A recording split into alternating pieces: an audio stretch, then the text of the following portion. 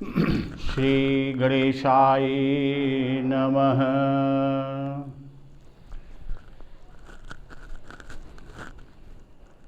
गणपति विनायक जी की कृपा और उनके आशीष से माँ सरस्वती की कृपा और आशीष से आप सबके साथ और सहयोग से श्री रामचरितमानस बाबा तुलसीदास कृत रामचरितमानस की संपूर्ण दोहो, चौपाई, छंद सभी के अर्थ और व्याख्या के क्रम में हम लोग आज चतुर्थ दिवस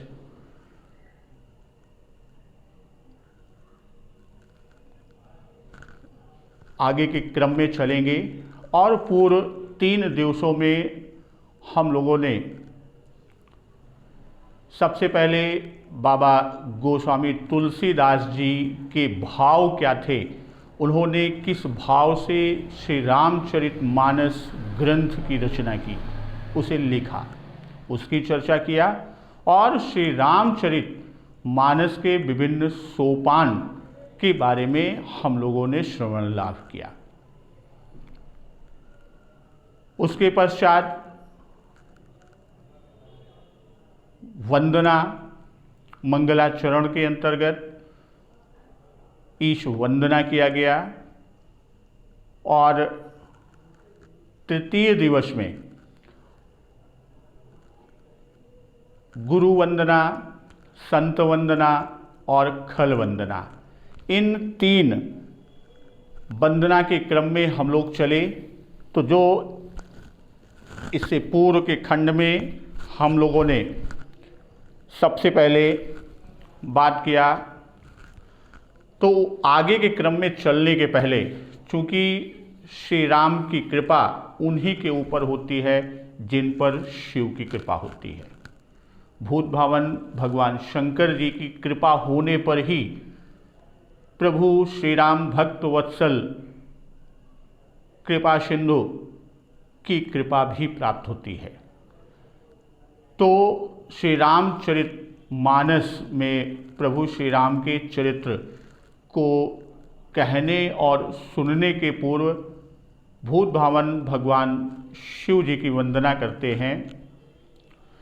नमामि शमीशान निर्वाण रूपम विभुं व्यापकं ब्रह्मवेद स्वरूपं निजं निर्गुणं निर्विकल्पं निरीहं चिदाकाशमाकाशवासं भजेऽहं निराकार मूंकार मूलम तुरीयम गिरा ज्ञान गोतीतमीशम गिरीशम करालम महाकाल कालम कृपालम गुणागार संसार पारम नतोयम तुषारादृशंकाश गौरम गभीरम मनोभूत कोटे प्रभाश्री शरीरम स्फुरन्मौलिकल्लोलिनी चारु गंगा लसत् भाल बालेन्दुकण्ठे भुजंगा चलत्कुण्डलं भ्रूसुनेत्रं विशालं प्रसन्नाननं नीलकण्ठं दयालम् मृगाधीशचर्माम्बरं मुण्डमालं प्रियं शङ्करं सर्वनाथं भजामि प्रचण्डं प्रकृष्टं प्रगल्भं परेशम् अखंडम अजं भानुकोटि प्रकाशम त्रयः शूल निर्मूलनं शूलपाणिं भजेऽहं भवानीपतिं भावगम्यं कलातीत कल्याण कल्पान्तकारी सदा सज्जनानंददाता पुरारी चिदानंद संदोह मोहापहारी प्रसीद प्रसीद प्रभो मन्मथारी। न यावद् उमानाथ पादारविन्दं भजन्ति लोके परे वानराणाम्। न तावत् सुखं शान्ति संतापनाशं प्रसीद प्रभो सर्वभूताधिवासम्। न जानामि योगं जपं नैव पूजां नतोऽहं सदा सर्वदा शम्भुतुभ्यम्। जराजन्म दुःखोगतातप्यमानं प्रभो पाहि आपन्नमामीश शम्भो। प्रभो पाहि आपन्नमामीश शम्भो। रुद्राष्टकमिदं प्रोक्तं विप्रेण हरितोषये। ये पठन्ति नरा भक्त्या तेषां शम्भो प्रसीदति। ओम नमः शिवाय। एक बार पुनः सबकी वंदना करते हुए उनके प्रति शीश नवाते हुए श्रीमन्महागणाधिपतये नमः। लक्ष्मी नारायणाभ्यां नमः। उमामहेश्वराभ्यां नमः। वाणी हिरण्यगर्भाभ्यां नमः। सचीपुरन्दराभ्यां नमः। माता पितृचरणकमलेभ्यो नमः। इष्टदेवताभ्यो नमः। कुलदेवताभ्यो नमः। ग्राम देवताभ्यो नमः। स्थान देवताभ्यो नमः। वास्तुदेवताभ्यो नमः। सर्वेभ्यो देवेभ्यो नमः। सर्वेभ्यो ब्राह्मणेभ्यो नमः। श्री गुरुचरण कमलेभ्यो नमः।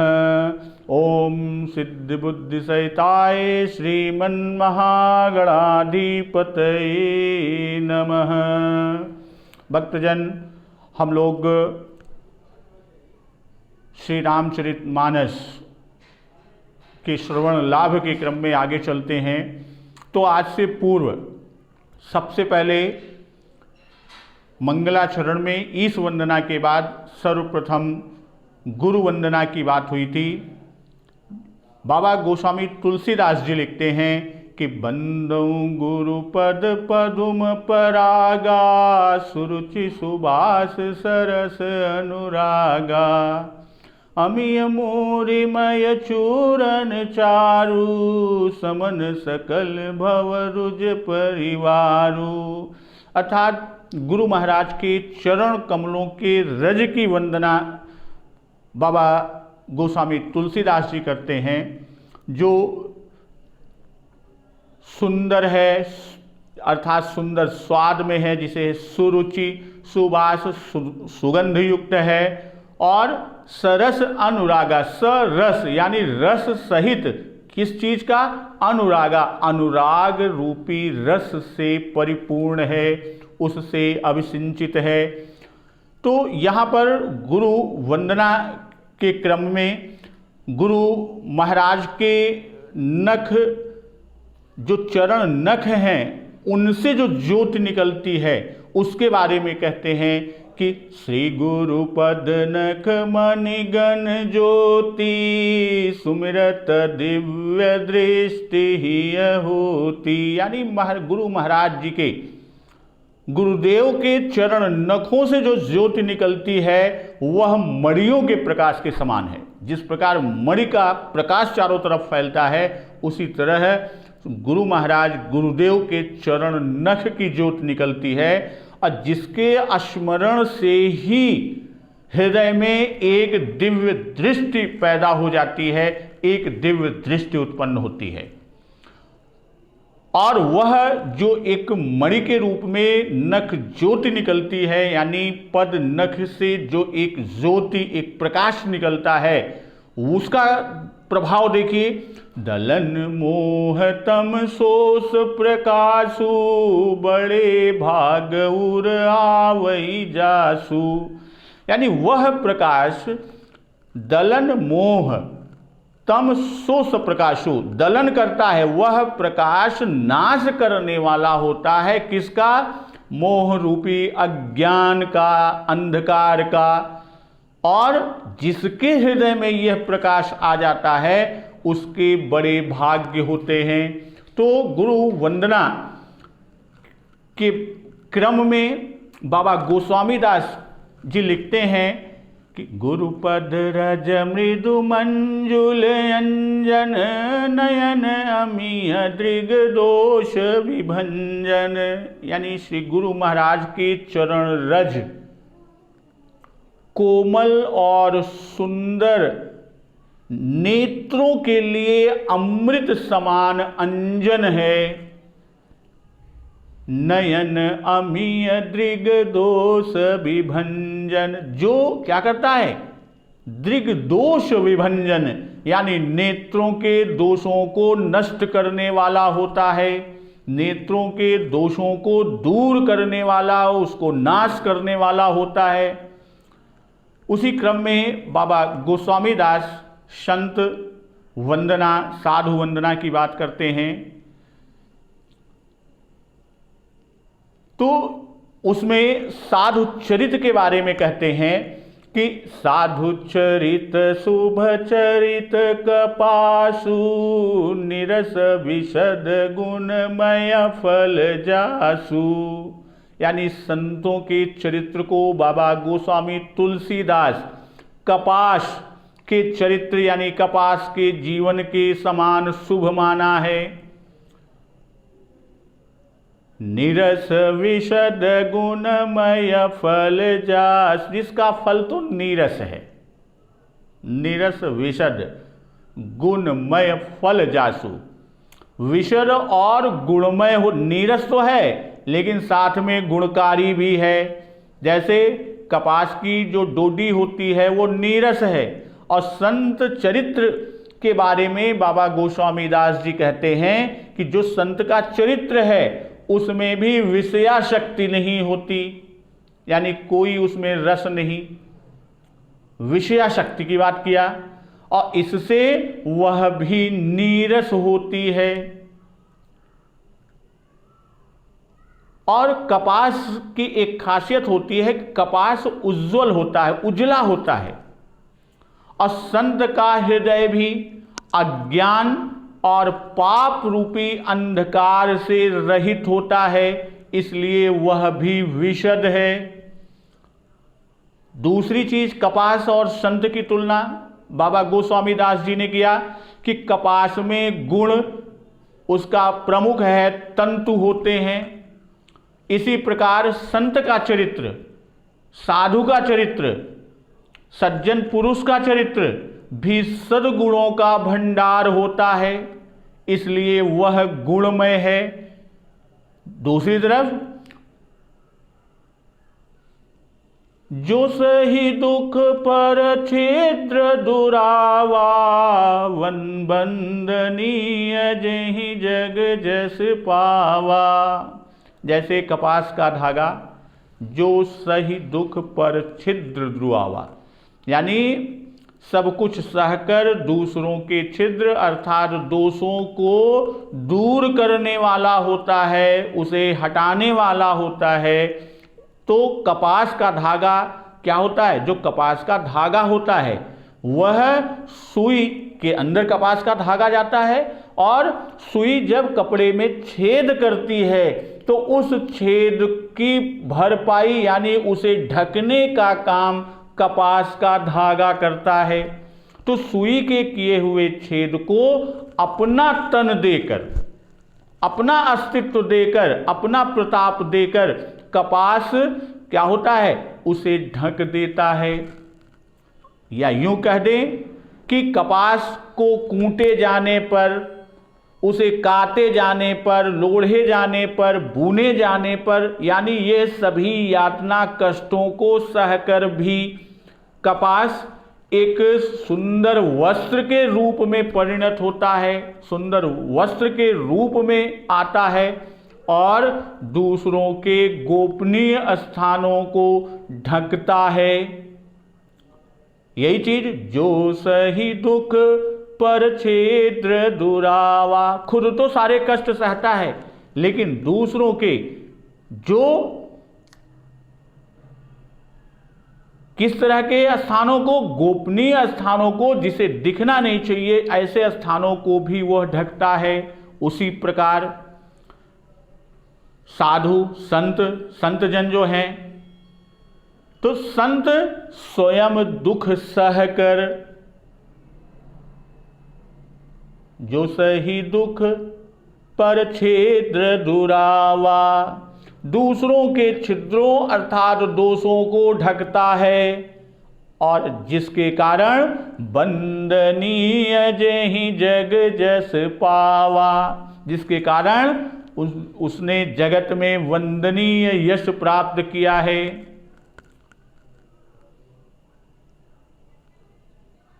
अब संत समाज की बाबा गोस्वामी दास जी लिखते हैं कि बटु विश्वास अचल निज धर्मा, तीर्थ राज समाज सुकर्मा। बाबा गोस्वामी तुलसीदास जी कहते हैं किसके बारे में? उस संत समाज रूपी प्रयागराज के बारे में। मुद मंगलमय संत समाजू, जो जग जंगम तीर्थ राजू, यानी संतों का समाज आनंद और कल्याणमय है और जगत में चलता फिरता तीर्थराज अर्थात प्रयाग है। मुद मंगलमय संत समाजू, तो आनंद और कल्याण में जो संत समाज की बात करते हैं, वह संत समाज जगत में एक चलता फिरता हुआ प्रयागराज है, तीर्थराज है, तीर्थराज है, जहां राम भक्ति जह सुर सरी धारा, सरसई ब्रह्म विचार प्रचारा। उस संत समाज रूपी प्रयागराज में राम भक्त रूपी गंगा जी की धारा बहती है और ब्रह्म विचार, सरसई ब्रह्म विचार प्रचारा, ब्रह्म विचार का प्रचार सरस्वती जी हैं। तो उसी संत समाज प्रयाग में बाबा गोस्वामी दास जी लिखते हैं, बटु विश्वास अचल निज धर्मा, तीर्थ राज समाज सुकर्मा। अपने धर्म में जो अटल विश्वास है वह अक्षय वट है। अचल निज धर्मा क्या है? बटु विश्वास। तो जो अटल विश्वास है वही क्या है? वही अक्षय वट है। और शुभ कर्म ही उस तीर्थ राज का समाज की बात करते हैं। सब ही सुलभ सब दिन सब देसा, देखत सेवत सादर समन कलेशा। जो वह संत समाज रूपी प्रयागराज सब देशों में, सब ही सुलभ सब दिन सब देसा, सभी समय सभी देशों में और सभी को सहज ही प्राप्त हो सकता है। तो इस तरह संत समाज की महिमा का वर्णन करते हुए बाबा गोस्वामी तुलसीदास जी आगे लिखते हैं किसके बारे में? खल वंदना, दुष्टों की वंदना करते हैं। तो यहां पर दुष्टों की वंदना में सबसे पहले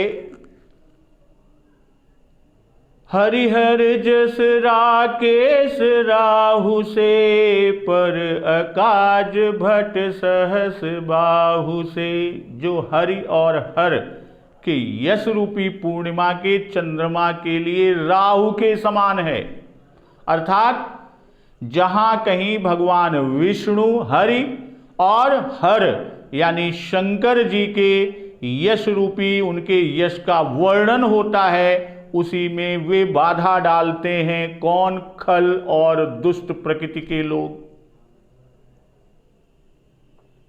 और ये खल प्रकृति या दुष्ट प्रकृति के जो लोग हैं, अब बहुरी बंद खल गण सती भाई, जे बिनु काज दाहिन बाई। अब सच्चे भाव से दुष्टों को प्रणाम करता हूं। बाबा गोस्वामी दास जी कहते हैं कि जो बिना प्रयोजन ही जे बिनु काज दाहिन, अपना हित करने के भी प्रतिकूल आचरण करते हैं।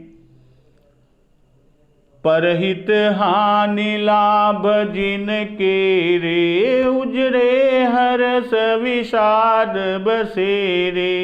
दूसरों के हित की हानि ही उनकी दृष्टि में लाभ है। हम दूसरों को कितना कष्ट पहुंचा दें, कितनी पीड़ा पहुंचा दें, कितना उनका हानि कर दें, उसी में उनका लाभ दिखता है, यानी उन्हें लगता है कि यही मेरा लाभ है।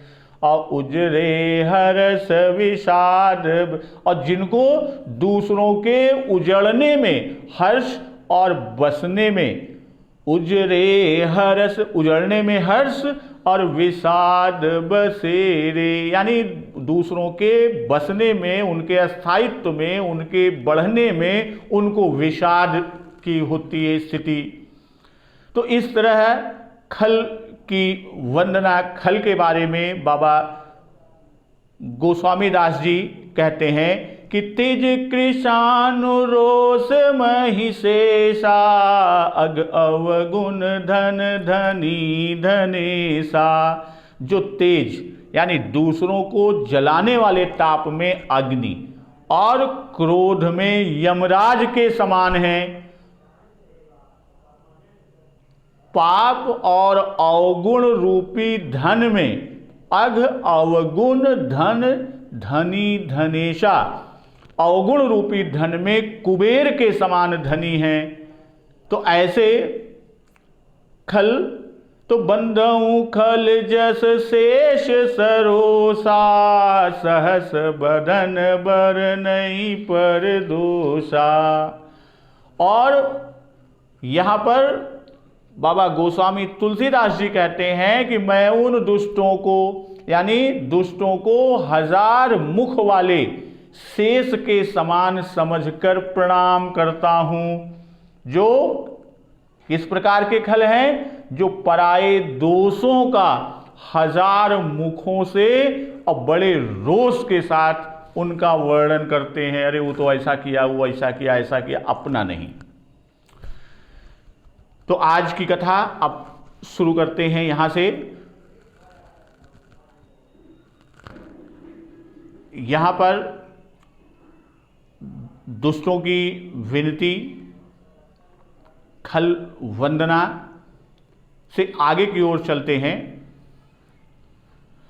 कि मैं अपनी दिस कीन्ह निहोरा, तिन निज ओर न लाउब भोरा। बायस पली हैं अति अनुरागा, हूँ ही निरामिष कबहू की कागा।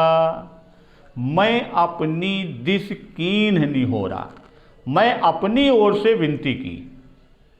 अतिन निज ओर न लाउब भोरा, परंतु वे अपनी ओर से कभी नहीं चूकेंगे।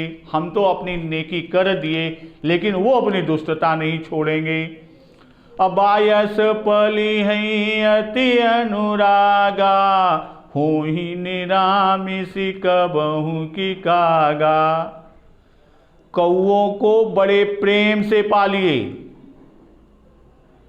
बायस पली हैं अति अनुरागा, बहुत प्रेम से उनको पालिए, परंतु हो ही निरामिष कबहू की कागा, परंतु वे कभी मांस भक्षण छोड़ नहीं सकते। क्या? यहाँ बाबा गोस्वामी दास जी कहते हैं कि कितना भी प्रेम से आप कौओं को पालेंगे, क्या वे कभी मांस के त्यागी बन सकते हैं, यानी मांस को त्याग सकते हैं। अब बंधु संत असज्जन चरना, दुख प्रद उभय बीच कछु बरना। बिछुरत एक प्राण हरि लेहि, मिलत एक दुख दारुण देहि। अब मैं संत और असंत, बंधु संत असज्जन चरना, संत और असंत दोनों के चरणों की वंदना करता हूं, संत की भी और असंत यानी दुष्ट की भी और सज्जन की भी। दुख प्रद उभय बीच कछु बरना, दोनों ही दुख देने वाले हैं, परंतु उनमें कुछ अंतर होता है। उनके बारे में बाबा गोस्वामी दास जी कुछ अंतर बताते हैं। बिछुरत एक प्राण हरि लेहि, मिलत एक दुख दारुण देहि। और वह अंतर क्या है कि बिछुरत एक प्राण हरि लेहि, कि एक अर्थात संत की बात कर रहे हैं कि एक तो यानी संत बिछुड़ते समय प्राण हर लेते हैं, और दूसरे असंत की बात करते हैं, मिलत एक दुख दारुण देहि। और दूसरे यानी असंत मिलते हैं तब दारुण दुख देते हैं। अर्थात यहां पर बाबा गोस्वामी दास जी का कहना है कि संतों का बिछुड़ना मरने के समान है, उसके समान दुख देने वाला है, उसके समान दुखदाई होता है, और असंतों का मिलना भी उतना ही दुखदाई होता है। उपजहि एक संग जग माही, जलज जोक जिमि गुण बिलगाही। सुधा सुरा सम साधु असाधु, जनक एक जग जलधि अगाधु। दोनों यानी संत और असंत। उपजहि एक संग जग माही, जगत में एक ही साथ पैदा होते हैं, पर एक साथ पैदा होने वाले जलज जोंक, जलज जलज माने कमल, और जोंक जोंक जो खून चूसता है, तो जलज जोक जिमि गुण बिलगाही। तो जिस तरह कमल और जोक जो एक ही साथ पैदा होते हैं, किंतु उनके गुण अलग अलग होते हैं। कमल स्पर्श करने से, कमल के दर्शन करने से सुख की अनुभूति होती है, आनंद की अनुभूति होती है, या यूं कहें कि कमल दर्शन और स्पर्श से सुख प्राप्त होता है, वह सुख देने वाला होता है। किंतु वहीं दूसरा जो एक ही साथ उत्पन्न हुए हैं, जलज, कमल और फिर जोग की बात करते हैं, बाबा गोस्वामी दास कहते हैं कि जोग क्या होता है? शरीर का स्पर्श पाते ही रक्त चूसने लगता है, वो आपके खून का प्यासा खून ही चूसेगा। तो उसी तरह सुधा सुरा सम साधु असाधु, जनक एक जग जलधि अगाधु।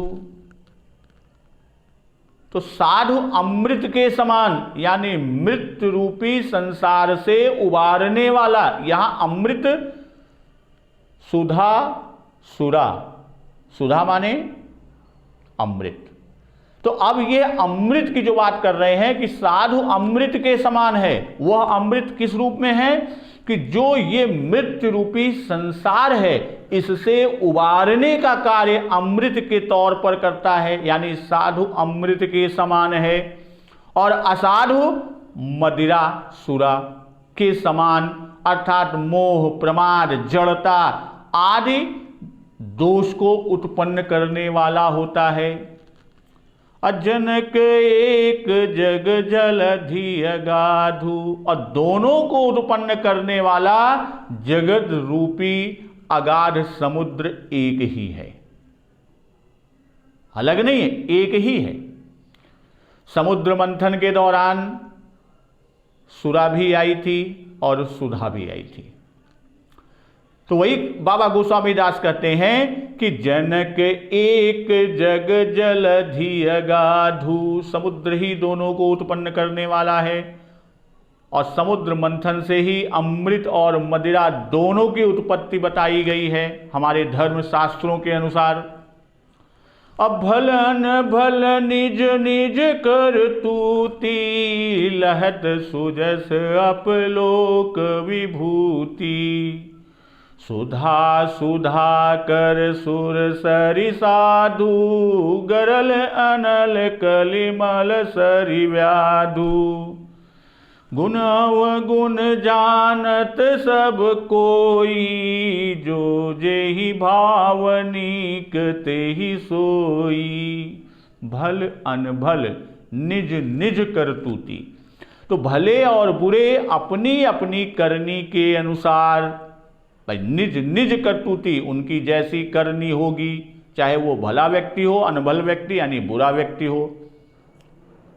अलहत सुजस अपलोक विभूति, उसी के अनुसार सुंदर यश या अपयश की संपत्ति पाते हैं। असुधा सुधा कर सुर सरि साधु, गरल अनल कलिमल सरि व्याधु। अमृत चंद्रमा गंगा जी, सुधा अमृत, सुधाकर चंद्रमा, सुरसरी गंगा जी, और साधु। तो अमृत चंद्रमा गंगा जी और साधु एवं विष, गरल अनल, अनल माने अग्नि, कलमल कलयुग के पाप कि जो सरिव्याधु, पापों की नदी अर्थात कर्मनाशा और हिंसा करने वाला व्याध, व्याधु हिंसा करने वाला व्याध।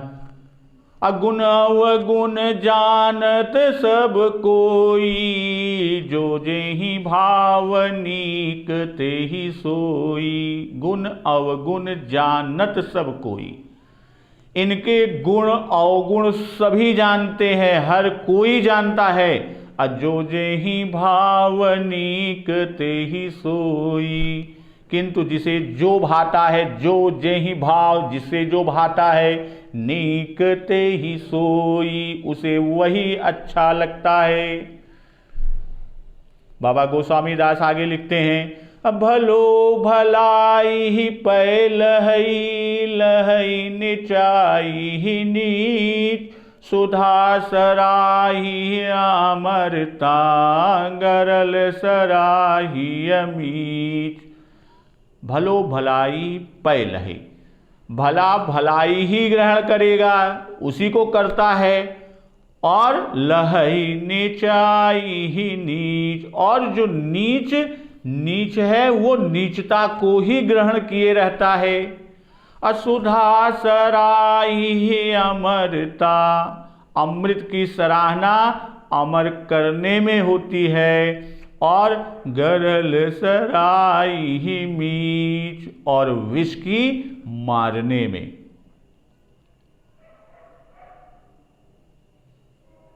अब यहां पर साधु के गुण और दुष्टों के पाप अवगुण के संबंध में बाबा जी कहते हैं, खल अघ अगुण साधु गुण गाहा, उभय अपार उदधि अवगाहा, तैते कछु गुण दोष बखाने, संग्रह त्याग न बिनु पहचाने। दुष्टों के पापों और अवगुणों, खल अघ अगुण, असाधु गुण गाहा, असाधुओं के गुणों की कथाएं, उभय अपार उदधि अवगाहा, दोनों ही अपार और अथाह समुद्र हैं। चाहे साधु के गुण की कथा हो या दुष्ट के पाप और अवगुण की कथा हो। अतहिते कछु गुण दोष बखाने, संग्रह त्याग न बिनु पहचाने। और इसी से कुछ गुण और दोषों का वर्णन किया गया है। तहिते कछु गुण दोष बखाने, यानी कुछ गुण और दोष का वर्णन किया गया। तहिते यानी इसी से, असंग्रह त्याग न बिनु पहचाने, क्योंकि बिना पहचाने उनका ग्रहण या त्याग नहीं हो सकता। भाई जब तक आप पहचानेंगे नहीं कि ये हमारे लिए नुकसानदेह, जैसे सामान्य जीवन में हम आप कहते हैं अरे ये मुझे मत दीजिए, मेरे लिए नुकसान, यानी आप उसकी पहचान रखते हैं तभी उसका त्याग कर रहे हैं। अगर उसके बारे में आप ना जानते तो आप उसका त्याग ना करते। और जो चीज़ आपके हित की है तो कहते हैं अरे लाओ लाओ, ये तो हमारे लिए बड़ा हितकारी, यानी उसकी भी पहचान कर रहे हैं। तो बाबा गोस्वामी दास जी यही कह रहे हैं कि संग्रह त्याग न बिनु पहचाने, क्योंकि बिना पहचाने न तो उनका ग्रहण हो सकता है और न ही उनका त्याग हो सकता है। अब भले उपोच सब विधि उपजाए, गणगुण दोष वेद बिल गाए। कहीं वेद इतिहास पुराना, विधि प्रपंच गुण अवगुण साना। भले उपोच सब विधि उपजाए, भले बुरे सभी ब्रह्मा के पैदा किए हुए हैं। सब विधि, विधि परमपिता ब्रह्मा जी के। अब भले उपोच, अब चाहे वो भला हो चाहे बुरा हो, सब के सब परमपिता ब्रह्मा जी के उत्पन्न किए हुए हैं, उन्हीं के द्वारा पैदा हुए हैं। और गण गुण दोष वेद बिल गाए, पर गण गुण दोष, गुण और दोषों को विचार कर वेद बिल गा, वेदों ने उनको अलग अलग कर दिया कि क्या गुण है और क्या दोष है। कहीं वेद इतिहास पुराना, विधि प्रपंच गुण अवगुण साना। वेद इतिहास और पुराण कहते हैं, कहीं वेद इतिहास पुराना। तो वेद इतिहास और पुराण क्या कहते हैं? विधि प्रपंच गुण अवगुण साना, कि ब्रह्मा जी की यह सृष्टि गुण और अवगुणों से सनी हुई है, यानी उसी में सब मिली हुई है। दुख सुख पाप पुण्य दिन राति, साधु असाधु सुजाति कुजाति। दानव देव ऊंच अरु नीचू, अमिय सुजीवन माहुरि मीचू। सुख दुख पाप पुण्य दिन रात, साधु असाधु सुजाति कुजाति, यही चीज गोस्वामी दास जी कहते हैं। सुख दुख पाप पुण्य दिन रात, यानी सुख दुख पाप पुण्य दिन रात। साधु असाधु सुजाति कुजाति, यानी साधु असाधु सुजाति कुजात। दानव देव ऊंच अरु नीचू। तो अब इन सबके साथ दानव देवता ऊंच नीच, फिर आगे बाबा गोस्वामी दास जी लिखते हैं, अमीय सुजीवन माहुरि मीचू। अमृत विष, सुजीवन यानी सुंदर जीवन, मृत्यु माया ब्रह्म, जीव ईश्वर, संपत्ति माया ब्रह्म जीव जगदीशा, लक्ष्य लक्ष्य रंक अवनीसा। यहां पर बाबा गोस्वामी दास जी लिखते हैं कि माया ब्रह्म जीव जगदीशा, माया ब्रह्म जीव और ईश्वर, जीव जगदीशा, जीव और ईश्वर, अलच्छी अलच्छी रंक अवनीशा, संपत्ति और दरिद्रता, रंक अवनीशा, रंक और राजा, काशी मग सुर सरिक्रम नासा, मरुमारब महिदेव गवासा। काशी मगध, काशी मग, काशी मगध, असुर सरिक्रम नासा, गंगा कर्मनाशा, मरुमारव महिदेव गवासा, मारवाड़ मालवा ब्राह्मण कसाई, सरग नरग अनुराग विरागा, निगमागम गुण दोष विभागा।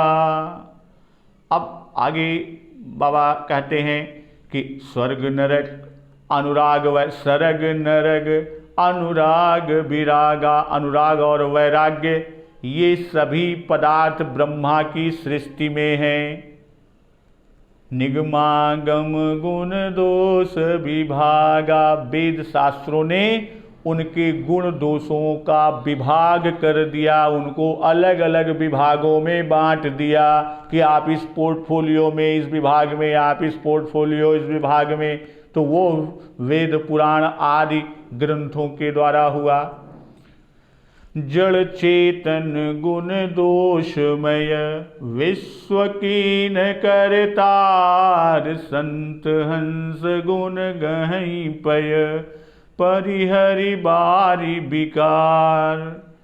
विधाता ने इस जड़ चेतन विश्व को जड़ चेतन गुण दोषमय विश्व कीन करतार, गुण दोषमय जो रचा है, असंत हंस गुण गहई पय परिहरि बारी विकार। और यहाँ पर जो भी विश्व को गुण दोषमय रचा, विधाता ने इस जड़ चेतन विश्व को, जो हमारा विश्व है जड़ चेतन रूप में, उसको गुण दोषमय रचा हुआ है। किंतु संत हंस गुण गहई पय, किंतु संत रूपी हंस दोष रूपी जल को छोड़कर परिहरि बारी विकार, जो भी दोष रूपी विकार है, तो कहते हंस करते क्या है, गुण गहई पय, पय माने दूध। तो यानी हंस की एक विशेषता होती है कि आप दूध और पानी मिलाकर हंस के सामने रख देंगे तो हंस सिर्फ पय को गह यानी ग्रहण कर लेगा, दूध को तो पी लेगा और पानी छोड़ देगा। तो वही यहाँ बाबा गोस्वामी दास जी कहते हैं कि संत हंस गुण गहई पय, संत रूपी हंस या हंस रूपी संत, अब दोनों रूप में हम कह सकते हैं कि संत रूपी हंस कहें या हंस रूपी संत। तो यहाँ पर इस क्रम में तो संत रूपी हंस की बात हम करते हैं कि संत रूपी हंस गुण गहई यानी गुण रूपी गुण गहई पय, पय माने दूध, दूध रूपी गुण को या गुण रूपी दूध को तो ग्रहण कर लेते हैं, किंतु परिहरि बारी विकार और दोष रूपी जल को छोड़ देते हैं। अस विवेक जब देई विधाता, तब तजि दोष गुण ही मनुराता। काल सुभाउ करम बरियाई, बलेउ प्रकृति बस चुकई बलाई। अस विवेक जब देई विधाता, विधाता जब इस प्रकार का विवेक अर्थात हंस रूपी हंस के समान विवेक देता है, तब तजि दोष गुण ही मनुराता, तब दोषों को छोड़कर तजहि, तज दोष, उसे तज दीजिए, छोड़ दीजिए, यानी उसे छोड़कर मन गुण ही मनुराता, मन गुणों में अनुरक्त होता है। काल स्वभाव कर्म बरियाई, काल स्वभाव और कर्म की प्रबलता, काल स्वभाव कर्म बरियाई। काल का जो स्वभाव है और कर्म की जो प्रबलता है। अब भले ऊ प्रकृति बस चुकई भलाई। भले ही लोग साधु, लोग माने साधु भी माया के वश में होकर कभी कभी भलाई से चूक जाते हैं। असो सुधारि हरिजन जिमिले ही, दलि दुख दोष विमल जसु देहि। खलहु करई भल पाई सुसंगु, मिटई न मलिन सुभाउ अभंगु।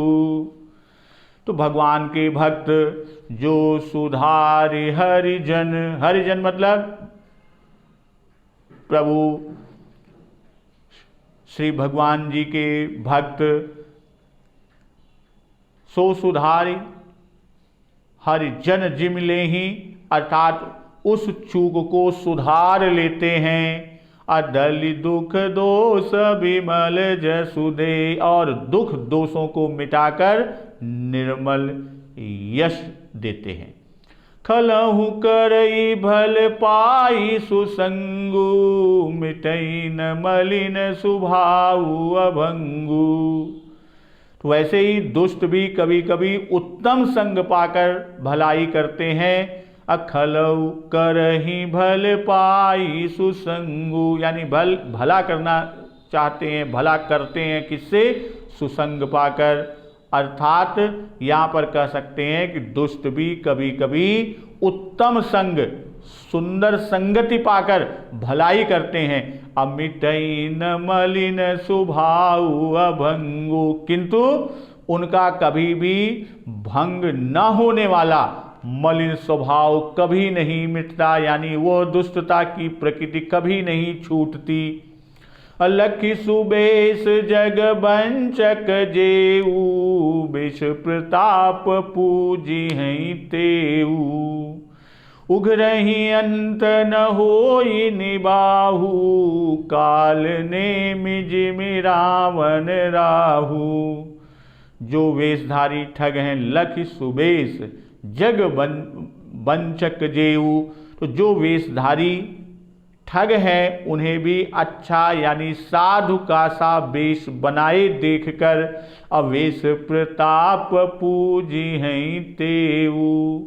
वेश के प्रताप से जगत उनको पूजता है। साधु के वेश में तो हैं लेकिन मन से वो क्या है? ठग हैं, खल हैं, दुष्ट हैं।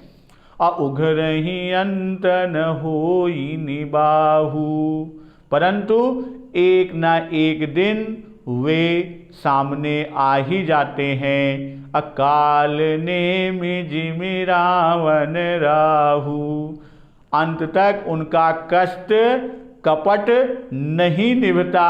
जैसे काल नेम जिम रावण राहु, काल नेम रावण और राहु का हाल हुआ था। अब बाबा गोस्वामी तुलसीदास जी आगे लिखते हैं कि किएहु कुबेशु साधु सन मानु, जिम जग जामवंत हनुमानु। हानि कुसंग सुसंगति लाहू, लोकऊ वेद विदित सब काहू। बुरा वेश बना लेने पर, किएहु कुबेश, बुरा वेश बना लेने पर भी साधु सन मानु, साधु का सम्मान ही होता है। अजिमि जग जामवंत हनुमानु, जैसे जामवंत हनुमानु, जैसे जगत में जाम्बवान जी और हनुमान जी का हुआ है। अहानि कुसंग सुसंगति लाहू, लोकहु वेद विदित सब काहू। अब बुरे संग से हानि और अच्छे संग से लाभ होता है। हानि कुसंग असुसंगति लाहू, तो यानी जब बुरी संगति होगी तो हानि होगा, और अच्छी संगति सत्संग की होगी यानी संत जनों से संगति होगी तो लाभ ही होगा। और लोकहु वेद विदित सब काहू, यह बात लोक और वेद में भी है और सभी लोग इस विदित सब काहू सब लोग जानते हैं।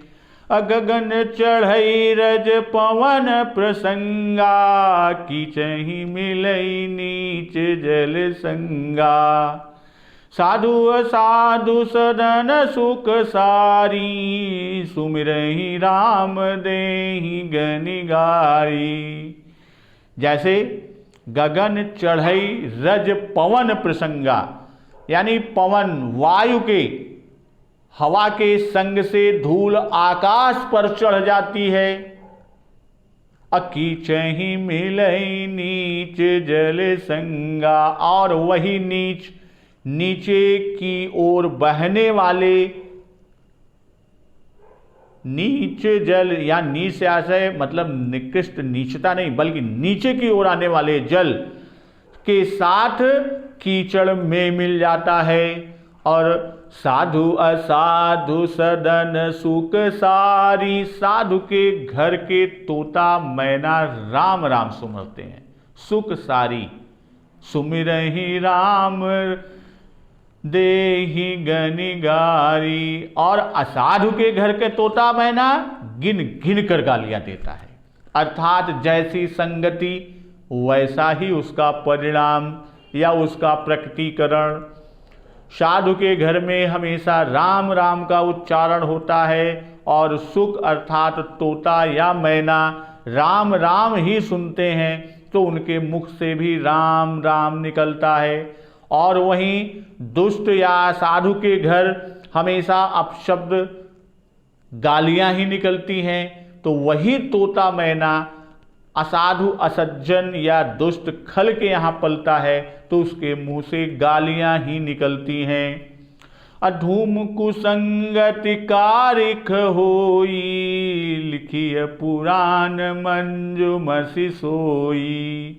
असोई जल अनल अनिल संघाता, होई जलद जग जीवन दाता। अधूम कुसंगति कारिख होई, कुसंग के कारण धुआं कालिख कहलाता है। और लिखिए पुराण मंजुमसि सोई, किंतु वही धुआं सुसंग से सुसंगति पाकर सुंदर स्याही होकर लिखी पुराण मंजुमसि सोई, वही स्याही बनकर पुराण लिखने के काम में आता है। असोई जल अनल अनिल संघाता, और वही धुआं जल अग्नि और पवन के संग से बादल होकर जगत को जीवन देने वाला होता है। भाई वही जल है, अग्नि और पवन, अग्नि से भाप बना, पवन के साथ ऊपर गया, ऊपर बादल बना, होई जलद यानी बादल बनता है। अजग जीवन दा, बादल पानी की वर्षा करके जीवन जग वालों को नव जीवन देता है।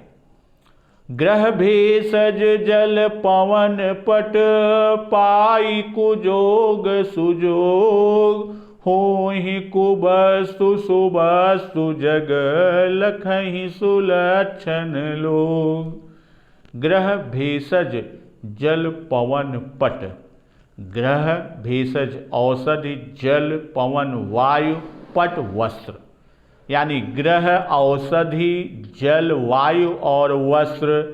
अपाई कुजोग सुजोग, ये सब भी कुसंग और सुसंग पाकर संसार में भले और बुरे पदार्थ बन जाते हैं। हो ही सुबह कुबस्तु सुबस्तु जग, लखहि सुलक्षण लोग। चतुर और विचारशील व्यक्ति, विचारवान पुरुष ही इस बात को जान पाते हैं।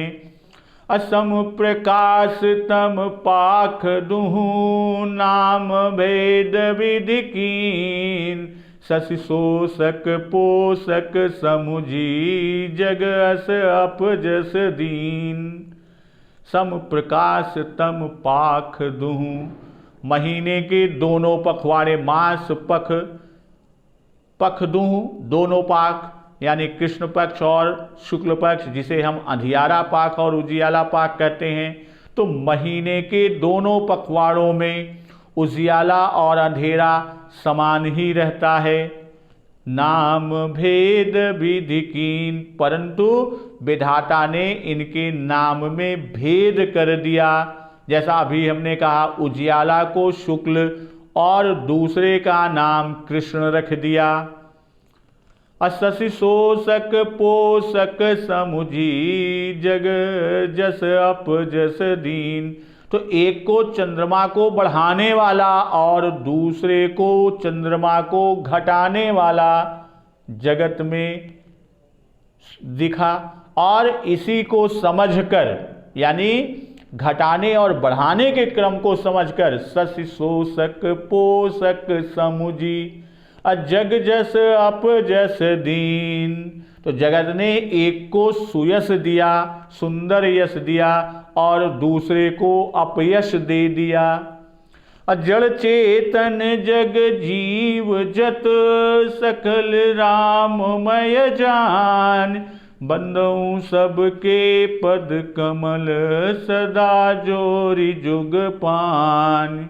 तो जगत में जितने जड़ और चेतन जीव हैं, जड़ चेतन जग जीव जत, असकल राममय जान, सबको राममय जानकर अब बंदऊ सबके पद कमल, उन सबके चरण कमलों की मैं वंदना करता हूँ। कमल सदा जोरी जुग पान, मैं दोनों हाथ जोड़कर उनकी वंदना करता हूँ। देव तनुज नर नाग खग, प्रेत पितर गंधर्व, बंदऊ किन्नर रजनिचर, कृपा करहूँ अब सर्व। देवता, दैत्य, मनुष्य, नाग, पक्षी, प्रेत, पितर, गंधर्व, किन्नर, निशाचर, सबको मैं प्रणाम करता हूँ। और अब सब मुझ पर कृपा करें। गोस्वामी तुलसीदास जी लिखते हैं, इन सब को प्रणाम किए और कहा कि यह सब मुझ पर कृपा करें। आकर 4,84,000 जाति जीव जल थल नभवासी, श्री राम मैं सब जग जानी, करऊ प्रणाम जोरी जुग पानी। आकर 4,84,000 लाख योनियों में चार प्रकार के, कौन कौन? स्वेदज, अंडज, उद्भिज, जरायुज। ये 4 प्रकार की जो जीव हैं, जल में, पृथ्वी और आकाश, इन तीनों स्थानों पर निवास करते हैं। जाति जीव जल थल नभवासी। फिर श्री राम मैं सब जग जानी, करऊ प्रणाम जोरी जुग पानी। उन सब में, यानी उन सब से भरे हुए इस समस्त जगत में से सीता राम मैं जानकर मैं दोनों हाथ जोड़कर प्रणाम करता हूँ। करऊँ प्रणाम जोरी जुग पानी। जानी कृपा कर किंकर मोहू, सब मिली करहु छाड़ी छल छोहू। निज बुद्धि बल भरोस मोहि नाही, ताते विनय करऊँ सब पाही। जान कृपा कर किंकर मोहू, मुझको अपना दास जानकर कृपा की खान। सब मिली करहु छाड़ी छल छोहू, सब लोग मिलकर छल को त्याग कर, छल को छोड़कर कृपा कीजिए। निज बुद्धि बल भरोस मोहि नाही, मुझे अपने बुद्धि बल पर भरोसा नहीं है। अताते विनय करऊं सब पाही, इसीलिए मैं सबसे विनती करता हूँ। बाबा गोस्वामी दास जी श्री रामचंद्र जी भक्त वत्सल प्रभु श्री राम जी के बारे में कहते हैं, अकरन चहु रघुपति गुण गाहा, लघुमति मोरि चरित अवगाहा। सूझन एक अंग उपाऊ, मनुमति रंक मनोरथ राऊ। करण चहु रघुपति गुण गाहा, मैं भक्त वत्सल प्रभु श्री रघुनाथ जी के गुणों का वर्णन करना चाहता हूँ। लघुमति मोरी चरित अव, परंतु मेरी बुद्धि तो अत्यंत छोटी है, अल्प है। लघुमति मोरी, मेरी बुद्धि अत्यंत छोटी है, परंतु श्री रघुनाथ जी का चरित अथाह है, चरित अवगाहा। सूझन एक अंग उपाऊ, मनमति रंक मनोरथ राऊ। इसके लिए मुझे उपाय का एक भी अंग अर्थात कुछ भी, अर्थात लेस मात्र भी, मनमति रंक मनोरथ राऊ, जो उपाय लेस मात्र भी नहीं सूझता, तो मन मति रंक मनोरथ राऊ, मेरे मन और बुद्धि कंगाल है। रंक माने कंगाल, तो मन और बुद्धि मेरा क्या है, कंगाल है, किंतु मनोरथ राजा है, मनोरथ राऊ। मति अति नीच ऊंची रुचि आछी, चाहिए अमीय जग जुरई न छाछी।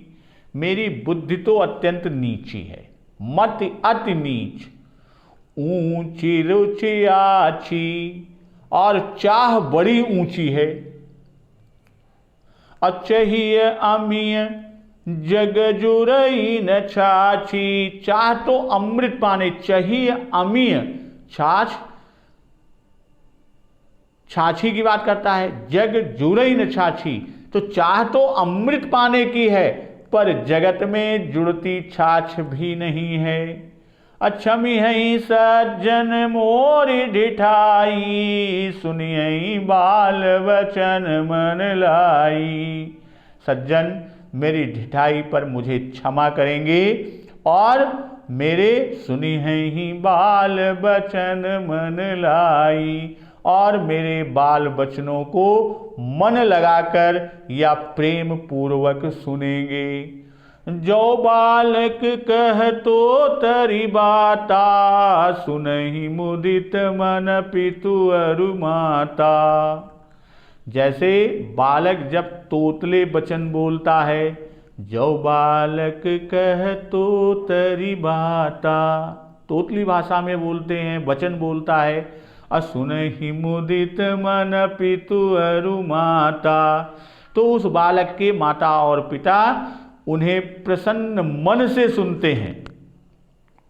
और हंसी कूर कुटिल कुविचारी, और जो क्रूर है, कुटिल है और बुरे विचार वाले लोग हैं, वह जे पर दूषण भूषण हा, जो दूसरों के दोषों को ही भूषण के रूप में धारण किए हैं, अर्थात उसी से अपने को अलंकृत किए हुए हैं, अपनी शोभा बढ़ाए हुए हैं, तो उसी को भूषण से धारण किए हुए रहते हैं, अर्थात जिन्हें पराये दोष ही प्यारे लगते हैं, वे हंसेंगे। निज कबित के ही लागन नीका, सरस हो अथवा अति फीका। जे पर भनित सुनत हर साही, ते बर पुरुष बहुत जग नाही। रसीली हो या अत्यंत फीकी, अपनी कविता किसे नहीं अच्छी लगती, किंतु जो दूसरों की रचना को सुनकर हर्षित होते हैं, ऐसे उत्तम पुरुष जगत में बहुत नहीं है, बहुत कम है। अजग बहु नर सर सरि सम भाई, जे निज बाढ़ी बढ़ई जल पाई। सज्जन सकृत सिंधु सम कोई, देखी पूरबि दुबाढ़ई जोई। हे भाई, जगत में तालाबों और नदियों के समान मनुष्य ही अधिक हैं, जो जल पाकर जे निज बाढ़ई बढ़ई जल पाई, जे निज बाढ़ी बढ़ई जल पाई, जो जल पाकर अपनी ही बाढ़ से बढ़ते हैं, अर्थात अपनी ही उन्नति से प्रसन्न होते हैं। असज्जन सकृत सिंधु सम को, समुद्र सा तो कोई एक बिरला ही सज्जन मिलता है। अदेखी पूरबि दुबाढ़ई जोई, जो चंद्रमा को पूर्ण रूप में देखकर, अर्थात दूसरों के उत्कर्ष को देखकर, दूसरों की बढ़त को देखकर, दूसरों की वृद्धि को देखकर उमड़ पड़ता है।